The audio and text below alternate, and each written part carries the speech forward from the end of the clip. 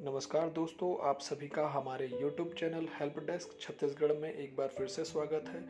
मैं अभी आप लोगों को छत्तीसगढ़ माध्यमिक शिक्षा मंडल रायपुर सत्र 2020-21 कक्षा 10वीं विषय गणित के असाइनमेंट नवंबर माह के असाइनमेंट के प्रश्नों के उत्तर देने के लिए उपस्थित हुआ हूँ। यह असाइनमेंट उन बच्चों के लिए है जिनके पास किसी तरह से शिक्षकों से संबंध या जानकारी या पाठ्य पुस्तक या शिक्षण सामग्री उपलब्ध नहीं हो पा रही है। वे बच्चे इन वीडियोस को देख के समझ सकते हैं। तो चलिए बच्चों, प्रारंभ करते हैं। पहला प्रश्न दिया गया है, रमेश ने एक बैंक से 200 रुपये प्रति माह की दर से 5 वर्ष के लिए आवर्ती जमा खाता खोला। यदि ब्याज की दर 6% वार्षिक हो तो 5 वर्ष बाद उसे कितनी धनराशि प्राप्त होगी। यह प्रश्न जो दिया गया है वो अध्याय 8 और 9 बैंकिंग और करधन में से ही दिया गया है। तो यहाँ पर हम देख लेते हैं। प्रश्न में दिया गया है मूलधन 200 रुपये, दर दी गई है 6% और समय यानी कि अन दिया गया है 5 वर्ष को हम माह में बदल लेंगे। हमें पता है कि एक वर्ष में 12 माह होते हैं, तो 5 वर्ष में 60 माह। यहाँ पर आपको सीधे फॉर्मूला में वैल्यूज रखनी है। मूलधन की जगह P की जगह पे 200, R की जगह पर 6 और N की जगह पर 60। जब आप इसे हल करेंगे तो आपको ब्याज मिल जाएगा 1830 रुपये। परंतु यह केवल ब्याज है और इसे कुल धनराशि कितनी प्राप्त होगी यह हमें निकालना है। तो 60 महीने तक उसने 200 रुपये जमा किया है, तो 200 गुणित 60 कर दीजिए और इसमें जो ब्याज की राशि प्राप्त हुई है उसे जोड़ दीजिए। तो यहाँ पर आपको कुल मिल जाएगा 13,830 रुपये। इस प्रकार आपका यहाँ पर पहला प्रश्न हल हो जाता है। दूसरा प्रश्न दिया हुआ है, पद्मनी ने जिला सहकारी बैंक में 100 रुपये प्रति माह का 10 वर्ष के लिए आवर्ती जमा खाता खोला। यदि बैंक द्वारा ब्याज की राशि 3,025 रुपये दी जाती है तो ब्याज दर कितने प्रतिशत वार्षिक है। यह भी बहुत आसान प्रश्न है। इसमें मूलधन दिया हुआ है 100 रुपये। वह 100 रुपये प्रति माह जमा कर रही है और उसने 10 वर्ष तक इसे जमा किया, तो कुल महीने हो जाएंगे 12 गुणित 10 अर्थात 120 माह। ब्याज की राशि उसे प्राप्त हुई 3,025 रुपये और दर हमें ज्ञात करना है। जैसे पिछले वाले प्रश्न में जो सूत्र उपयोग में लाया गया था वही सूत्र यहाँ पर भी उपयोगी है। तो हम यहाँ पर P यानी कि मूलधन की जगह पे 100 रख देंगे। R की वैल्यू हमें ज्ञात करनी है, फिर बटे 100 गुणित 1/12। N की जगह पर आ जाएगा 120 और N धन 120 धन 1 यानी कि हो जाएगा 121। जब आप इसे हल करेंगे तो आपको ब्याज की दर 5% प्राप्त हो जाएगी।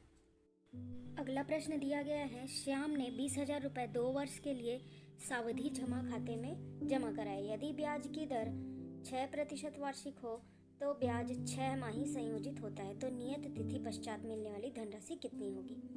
अब यहाँ पर आप देखिए, हम 3 प्रकार के ब्याज की बातें करते हैं, एक आवर्ती, सावधि और सरल।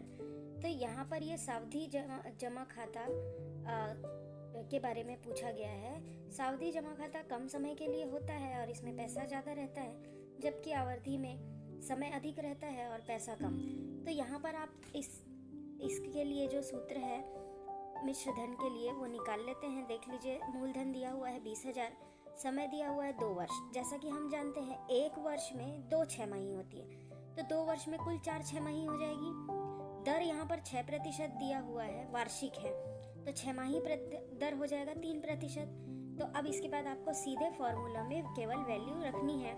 मिश्र धन बराबर मूलधन गुणित 1 धन दर बटे 100 की घात n।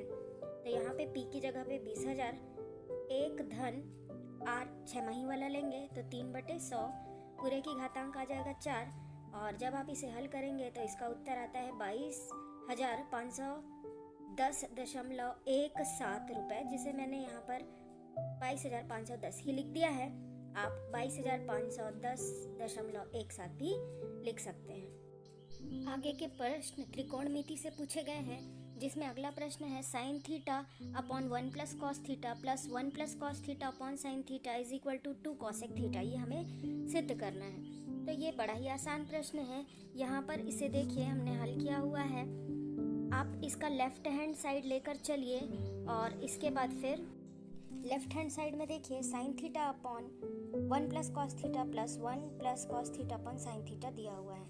हम दोनों का स्क्वायर ले लेते हैं। सेकेंड स्टेप में आप देख पा रहे हैं। तो इसके बाद जब इसका आगे हल करेंगे अगले स्टेप में, तो उस फॉर्मूला के अनुसार ओपन हो जाएगा a plus b square is equal to a square plus b square plus 2ab के अनुसार।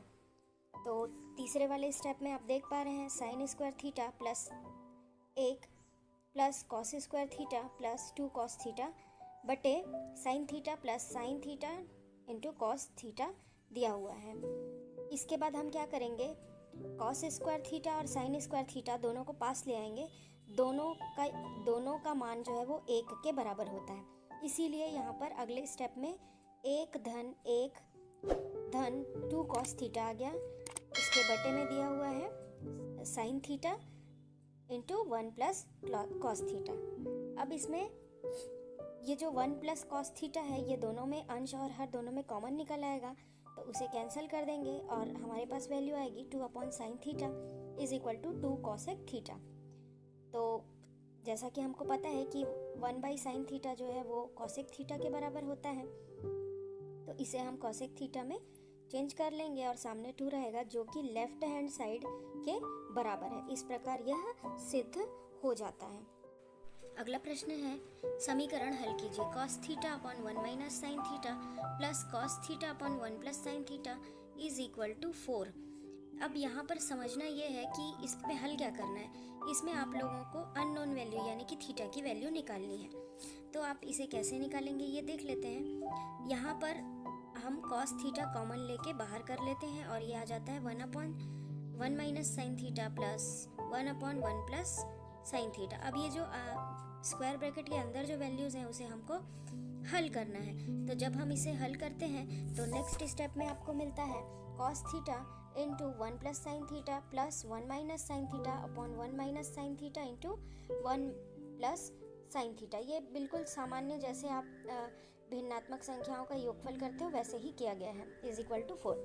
नेक्स्ट स्टेप में देखिए, हमको ये मालूम है कि a square minus b square जो है वो होता है ए माइनस बी और ए प्लस बी के। तो वहीं से हम इसे निकाल लेते हैं, cos theta into 2 upon 1 minus sine square theta आ जाता है यहाँ पर। 1 minus sine square theta is equal to cos square theta के बराबर होता है। तो अगले स्टेप में आपको cos theta upon cos square theta is equal to 2 हो जाएगा और इसके बाद फिर आप इसे कॉस थीटा और कॉस थीटा ये कैंसिल हो जाएंगे और बचेगा 1 upon cos theta is equal to 2। जब आप इसे पक्षांतर करेंगे तो cos theta is equal to निकल आएगा 1/2 और हमको ये पता है कि 1/2 वैल्यू जो है वो कॉस 60 की होती है, इसीलिए यहाँ पर थीटा की वैल्यू निकल आएगी 60। अंतिम प्रश्न है, find the value of 2 cos 67 upon sine 23 plus 10 40 upon cot 50 plus cos 0। तो इसका हमको मान निकालना है। तो ये बहुत ही आसान प्रश्न है।